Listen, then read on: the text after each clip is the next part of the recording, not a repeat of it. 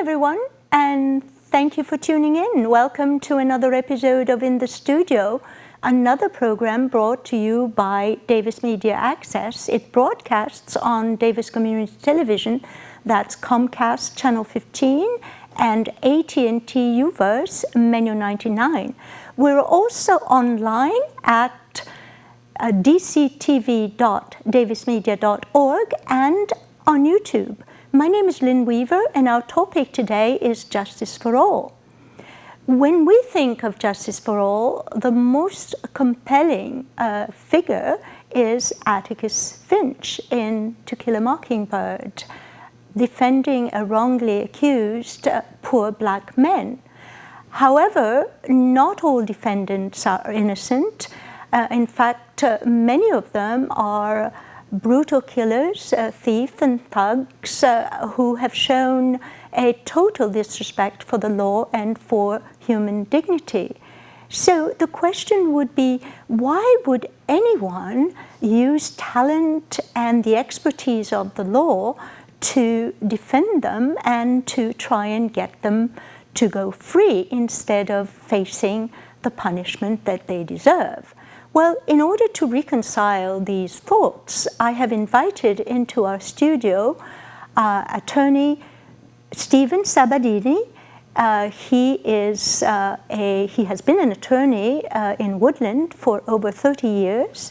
Thank you so much for being here, Stephen. Very much my pleasure being here. I appreciate you being here, and I should also say that you have been continuously voted as one of Yolo County's most successful trial attorney. So thank you for your time. Oh, again, my pleasure. Now, how did you become interested in practicing this specifically area of the law, being a trial defense attorney? Could you tell us that? Sure. It's easy. When I was a child, I was fascinated by Perry Mason. Perry Mason, the lawyer on television, he was a defense attorney, as you know, and he, with his assembled team of his secretary and his trusted investigator, took these insurmountable cases where it appeared that his client was, guilty beyond a shadow of the doubt, and through hard work, investigation, and the art of cross-examination on the witness stand, this beam of light, of truth, would come into the courtroom, and he'd always show that his clients were innocent. And that just intrigued me. He always had innocent clients. A lot was at stake. And just that drama of the courtroom just drew me to it. That's very interesting. You were a UC Davis graduate, but how did you end up in Woodland? Your parents dreamed of you of having a very well-known farm in the Northeast or something like that. I'm just making it up here. But how did you end up in Woodland? Well, it's an interesting kind of semi-funny story, and it's the absolute truth.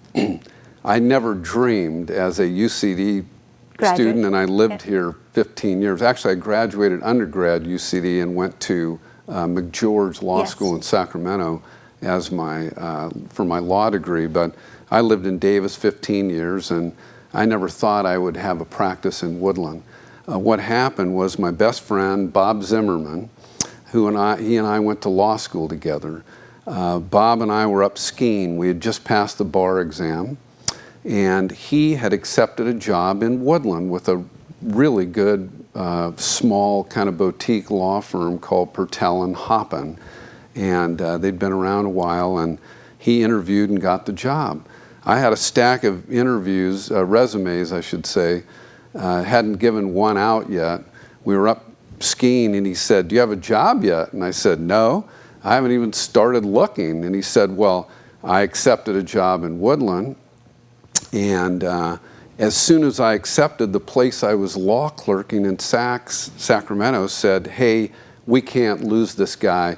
Let's offer him the job.' And so he said, 'I haven't called the law firm in Woodland yet. I'll call them at 9 o'clock in the morning, tell them I'm not going to take the job. You go in with your only suit and your first resume at 9:15. And I said, why would I want to work in Woodland? You know, I want to go hit the big time somewhere, like LA or San Francisco or somewhere like you're saying. And he says, just go to Woodland, you know, Yolo County, go make all your mistakes there. None of your other friends will see all the mistakes. Once you're better, then you can go hit the big time. And I said, you know, why not? I'll give it a chance. I'll give it a shot. So at 9:15, I walked in there with the resume, and they just couldn't believe it. They said, oh my gosh, you know, a guy just called us 15 minutes ago. They happened to interview me at that on the spot and gave me the job on the spot. And so that's how I ended up in Woodland. And there's another story about why I stayed in Woodland. Oh, please, tell us. Okay. At that time and up to now, Yolo County is an excellent place to practice law. Why I is that? fell in love, let's say, with the legal community here. It's a small community. The judges and the lawyers, you know each other, and that's a good thing. Let me put it this way. If you paint cars in Davis and all your cars are, your paint's bubbling and has orange peel, you're not going to be in business very long, right? That's true. But if you can do that in LA or somewhere where there's an unsuspecting sucker, you know, that's going to come in and you can do a bad job. In Yolo County, I think that it makes you a better law practitioner. It makes you a better car painter because you can't hide. If you drink alcohol and go to court, everybody will know it. If you do a bad job in representing your clients, everybody will know it. If you're unethical, what goes around comes around. So I fell in love with that part of it. I think it makes you better, and I know it's made me better. And all you have in this business is your reputation. Oh, absolutely. And if you don't do a good job, everybody's going to know about it in a small county like this. Oh, this is a very, very interesting story and very nice. And you, when we were talking a little bit earlier, you said that you were very excited because there is a new courthouse in Woodland, and your offices happen to be very close to the courthouse, as well as your residence, I believe. Right. So you're all self-contained there. So you told me a story that was really very nice, and it involves your daughter, of course, when she was young, right? Well, it goes this way, that we really need a new courthouse in Yolo County, and we need it primarily because it's old. The security features are really not up to speed, and those who have lived and worked around the courthouse and have gone there for jury duty know that they transport the prisoners to court by walking them across the street, and they're all chained up together in their striped uniforms and chains and walking across the street together, and that's not good for the defendants. It's really demeaning. We've had people out there filming them and putting it on social media and mocking them and things, and that's not a good thing. We have them walking through the courthouse just right down the hallways chained up, which is kind of demeaning to them. It's also not fair to an alleged victim who might have been the victim of a serious assault, who's sitting in the hallway waiting for court to happen, and within 2 feet of that person is the chain gang with their perpetrator in it. Yes. And it's just like not good for security reasons. Yeah, so and very archaic way of doing it. It's very archaic. Yes. So the story goes that I don't live that far from the courthouse, and when my daughter was about 5, my wife was transporting her to school, and they passed by the courthouse, and they stopped for the chain gang, or we call it the perp walk, the chain gang going across the street, and my daughter said, "Oh, Mommy, look how sweet, all those men are holding hands," So that's the innocent part of it, but in reality, it's not good for anyone, and it's an outdated courthouse, and we desperately need a new one, and And the new one will be very nice. Oh yes, it's going to be up to date and everything. It's going to be state of the art. It will be very, very good for the community, especially that Woodland is the Yolo County seat, and so. But let me just go into being controversial here. Public opinion often has a very poor view, a perception of a criminal defense lawyer.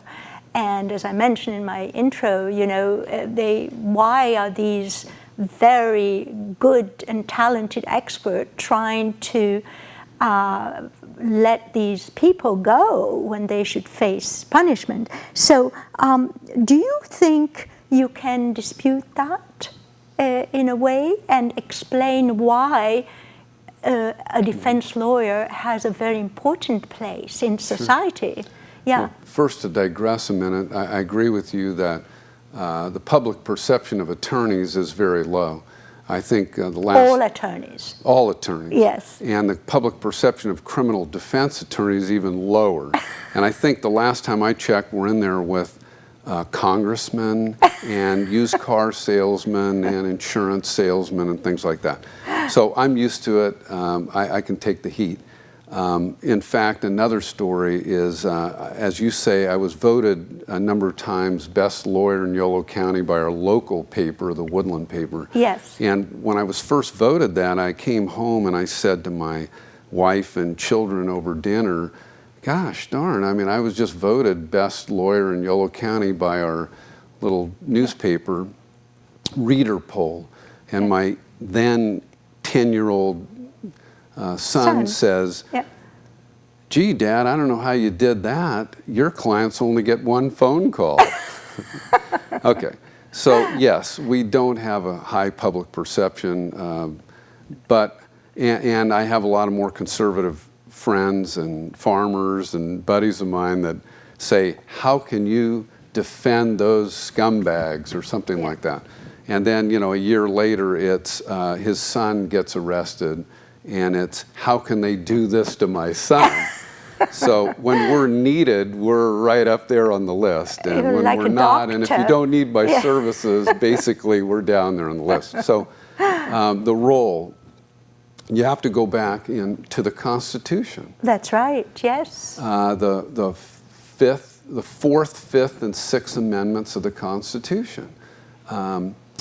They say things like, the accused is entitled to a speedy public jury trial, to due process of the law, and my job title's in the Constitution. It says the accused is entitled to counsel to assist him or her if he's charged with a crime.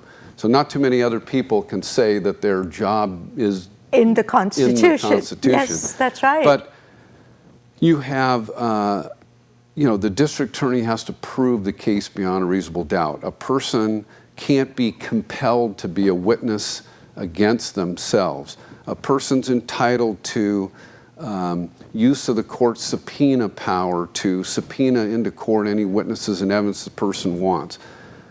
And a person, you know, your personal effects and home is not subject to being searched under the Constitution, this is the Fourth Amendment, without there being probable cause, and without a neutral, detached magistrate, which means judge, who's not part of, you know, a police team or investigation, just neutral, to weigh whether to go in and search someone's home. And they can only issue a search warrant on probable cause by a judge. So these are the ground rules that we play with in our, or that we not play with, but that we have to use in our court system. And all of this comes out of things like the Magna Carta and the Spanish, the Spanish Inquisition, where you didn't know who your accuser was, you weren't entitled to face them, you weren't entitled to cross-examine them, you didn't have the right to counsel, they could force you to be a witness against yourself. And the framers of the Constitution just didn't want to live in a country like that.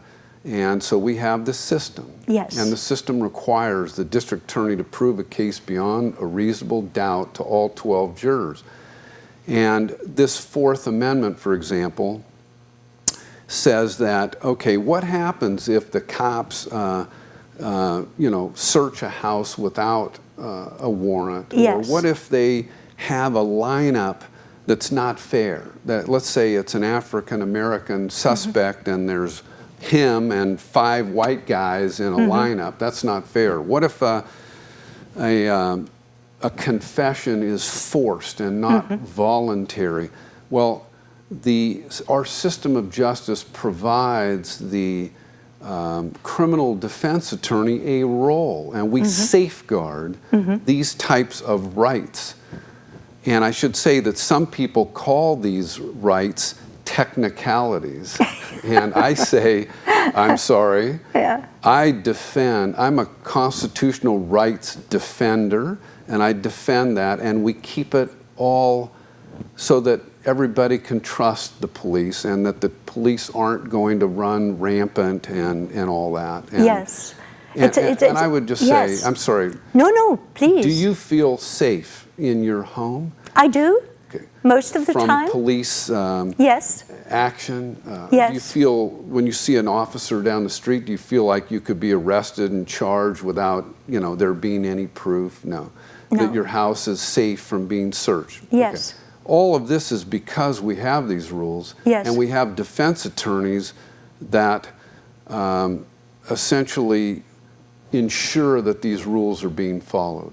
Yes, and as I was saying at the beginning, in To Kill a Mockingbird, that's, to me, it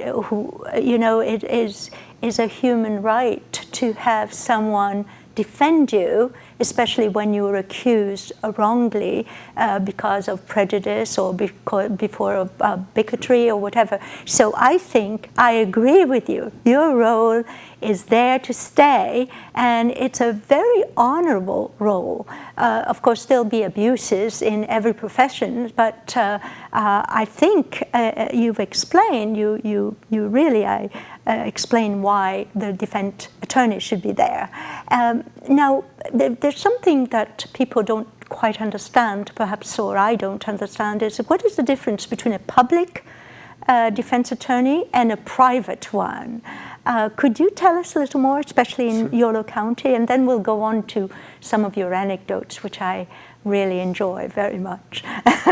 Well, that goes back to Gideon versus Wainwright. Okay, tell us what it is. United States Supreme Court case, almost exactly 50 years ago. In the Constitution, I've explained that you have a right to have an attorney represent you. Well, how many people can afford to have a private attorney come in and represent them? Yes. So that right was there, but it didn't have any teeth. Yeah. And that means that so many people that didn't have the income couldn't afford an attorney, and they'd have to go up against an experienced prosecutor who knows the elements of the crime, the defenses of the crime, the rules of evidence. And to be honest with you, I even struggle with some of those rules of evidence. They're difficult concepts. Hearsay is an out-of-court statement offered for the truth of the matter asserted. I mean, does anybody know what that means? No. So Gideon versus Wainwright is a U.S. Supreme Court case that said we have to level the playing field. We can't have these private citizens who just can't afford an attorney go up against, Jeff Reisig, who's our DA County of Yolo, who's got 30 years experience and is just fabulous. So you have the right now, if you can't afford it, to have an attorney appointed at the expense of the state, essentially. And so in Yolo County, we have the Yolo County Public Defender's Office. Tracy Olson is the chief public defender. There's 30 lawyers that they have on staff, paid. And they are paid by the state? Paid by the county of Yolo. The county, okay. And they have 30 lawyers, and they're very well trained because that's all they do. And they specialize, obviously, in criminal law. And then there's 10 other lawyers in Yolo County that are, we call it conflict attorneys, because the public defender's office often has a conflict of interest. For example, if 4 people are charged with a crime as either participants or co-conspirators, it's only appropriate for a lawyer to handle one client, because they can be pointing fingers at each other. Of course. So the public defender's office can take one of those clients, and then we need to have appointed lawyers, and that's the conflict panel, and there's 10 of those lawyers that are paid by the county to handle either conflicts because of maybe the public defenders represented the alleged victim before, or these types of things where everybody's entitled to their own lawyer. So the structure is that they probably handle 75% of all felonies and misdemeanors charged in Yolo County, and the private bar, private attorneys probably represent 25%. 25%. And would you say that really very serious crimes, like a murder crime and so on, is more likely to be taken by private attorneys rather than public attorneys? I think it's the opposite. It's the opposite. Yeah. Interesting. And the reason is that the economic, excuse me. Yeah. It's expensive to it's very hire expensive, a private attorney. Yes. And most people who are charged with a capital case or a murder, something very serious, it's going to run in the hundreds of thousands of dollars to defend that person appropriately, with the time it takes, attorney time, investigation time, expert witnesses, things like that. And so I'd say the vast majority of those types of cases are handled by the public defender's office as opposed to private attorneys. It's very interesting.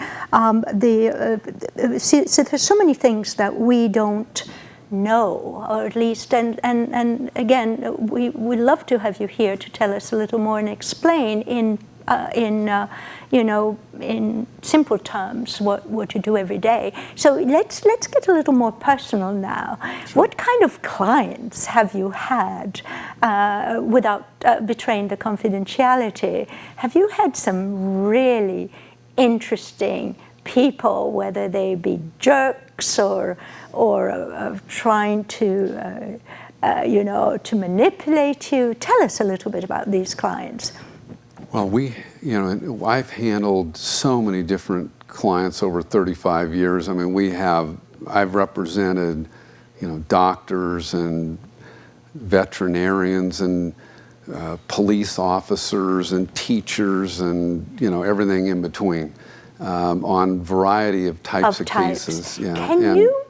Sorry, I didn't mean to interrupt. That's all right. Can you remember one case that stood in your mind of a person who ended up being innocent and one who ended up being guilty?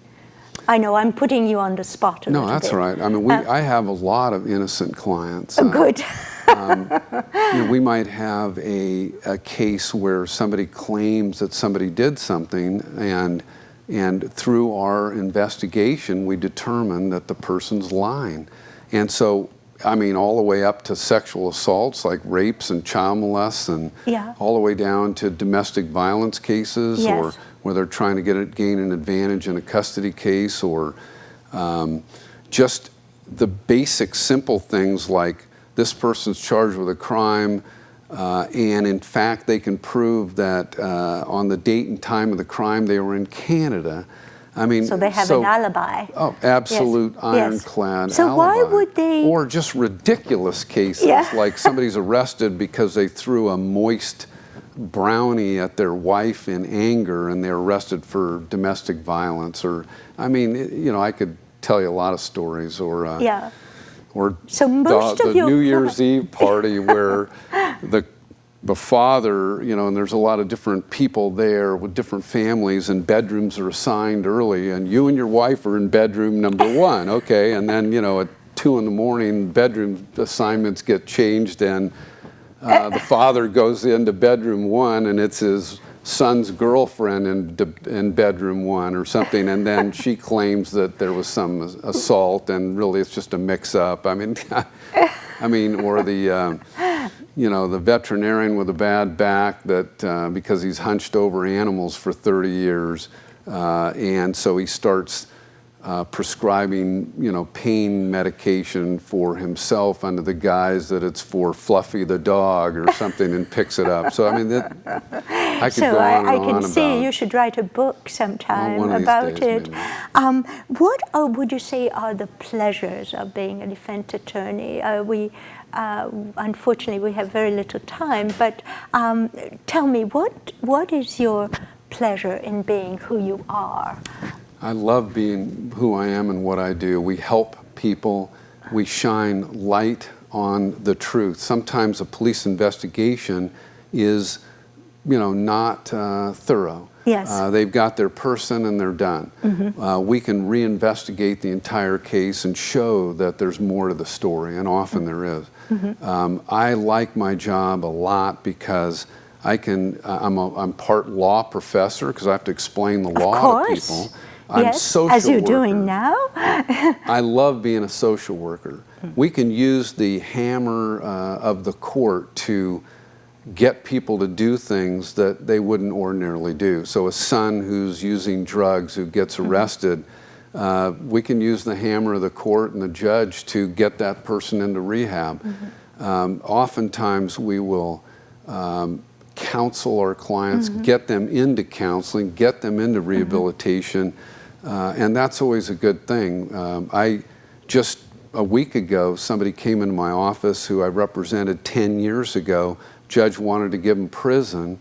I convinced the judge to give him rehab, and he walked into my office last week and gave me his 10-year AANA chip. You get the chips. Yes. He says, I want you to have this because if it wasn't for you, I wouldn't be clean and sober right now. So bottom line is, it's exciting, never a dull moment. It's always showtime. I'm in court literally every day.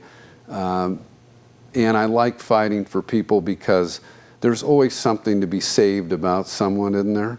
And even if somebody's guilty, there's a big range of punishment. Yes. And somebody needs to be able to give to the court the information about who this person is, what their qualities are, even if they've done something wrong, to get a fair and just resolution of the case. Stephen, I'm afraid our time is up. Already? It's gone so quickly. I know. We'll make sure we'll get you back so that too you can talk a little more about what your personal experience is. Well, I'm very grateful to have had you here, and like my listeners and my audience, I'm sure we appreciate all that you do for the community and for Yolo County, and you're also very entertaining. So thank you so much, Stephen Sabbadini, for being here, and thank you all for watching. You've been watching in the studio. I'm Lynn Weaver. You can watch this program again by streaming it at dctv.davismedia.org. So thank you all. Thank you, Steve, and see you next time.